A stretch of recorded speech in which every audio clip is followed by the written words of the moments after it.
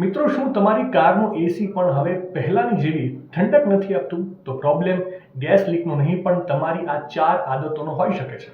90% લોકો રોજ આવું જ કરે છે. નંબર 1, કારમાં બેસતા જ એસી ચાલુ કરવું પરંતુ બારીઓ બંધ ન કરવી. આનાથી કોમ્પ્રેસર પર ડબલ લોડ પડે છે અને માઇલેજ પણ ઘટી જાય છે. નંબર 2, સફર પૂરી થતા જ સીધું એન્જિન બંધ કરવું. સાચો રસ્તો એ છે કે કાર બંધ કરતા 2 મિનિટ પહેલા એસી બંધ કરી માત્ર બ્લોઅર ચાલુ રાખો, જેથી કરીને પાઇપોમાં ભેજ અને દુર્ગંધ જમા ન થાય.